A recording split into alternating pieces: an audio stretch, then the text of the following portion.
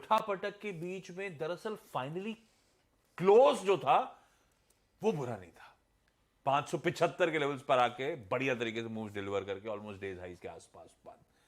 इस बीच trade setup कैसा खड़ा हुआ है? बिल्कुल। और आशीष देखिए, हमारी 2-3 दिन से स्ट्रैटेजी क्या रही है कि प्रॉफिट नहीं बुक करना है, हमको कैरी करना है। और इंट्राडे में अगर टारगेट को भी चेस करना है, एग्जैक्टली इंट्राडे में डिप मिल रही है तो आपको और ऐड करना है। सेटअप जो है, सेटअप फिर से मिक्स्ड है। एफआईएस ने सेल किया है 1725 करोड़, डीआईएस ने बाय किया 1078 करोड़। जब तक ये मिक्स है सेटअप, अच्छा है सेटअप, क्योंकि जब सब बाइंग होती है तब प्रॉब्लम आती है।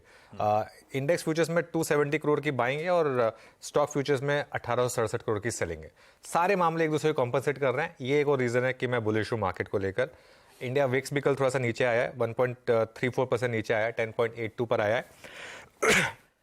मैं एक चीज कह रहा हूं, मैं बार बार ये जो चीज बोल रहा हूं ना कि सेटअप पॉजिटिव है, मार्केट बुलिश है। आप जो भी ट्रेड कर रहे हैं ना, स्टॉप लॉस के साथ करें। एक व्यू बहुत क्लियर है, अनकंफर्टेबल होना है इस समय, लॉन्ग होना अनकंफर्टेबल है, ठीक है ना, लेकिन पैसा लॉन्ग में ही बन रहा है। स्टॉक्स में अनकंफर्टेबल है इस समय बाय करना, लेकिन पैसा बाय करके ही बन रहा है। तो ये चीज जो है ना, ये लोगों को थोड़ी समझनी है कि आपको ट्रेड मार्केट के हिसाब से ही लेना है, बस अपने आप को अब हेज करना है। आपको ऑप्शंस का असली इस्तेमाल अब करना है।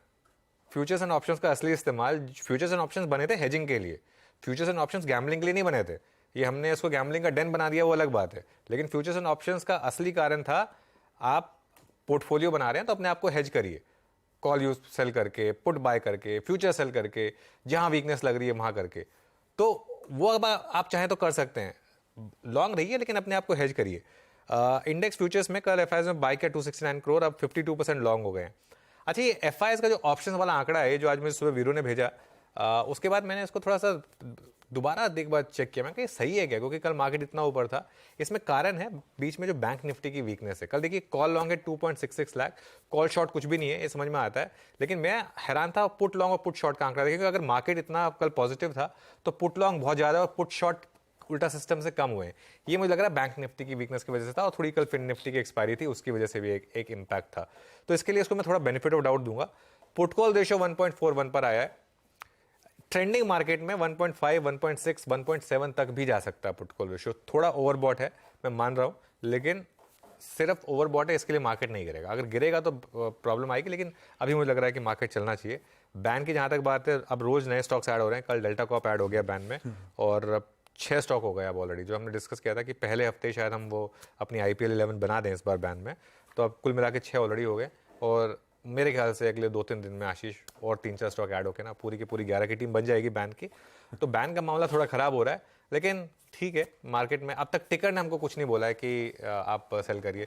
देखिए, मार्केट अगर लगातार आपको इंट्राडे डिप दे रही है और हाई पर क्लोज हो रही है, कल निफ्टी हाई पर क्लोज हुआ है, तो मार्केट स्ट्रांग है। बहुत सिंपल है। एक रमेश दमानी जी एक चीज़ यूज़ करते थे कि अगर कुछ चीज़ जो है वो बत्तख की तरह तैर रही है, बत्तख की तरह क्वैक कर रही है और बत्तख की तरह दिख रही है, तो वो बत्तख है। तो इसका मतलब मार्केट अगर अपवर्ड ट्रेंड कर रही है, डिप्स पे बाइंग आ रही है और आपको रिवॉर्ड कर रही है, तो मतलब तेजी है, तेजी है, सिंपल। ठीक है। ये है आज का ट्रेड सेटअप भाई साहब। अब आइए निफ्टी की आज की स्ट्रैटेजी। कल सुबह क्या चर्चा हुई थी? खुलते ही बाजार को खरीदना है, और अगर बाजार रिवॉर्ड करता है डिप्स आते हैं तो और खरीदेंगे। और कमेंट्री के एंड में यह भी था कि मुनाफा जल्दीबाजी में बांधने की कोशिश मत करिए।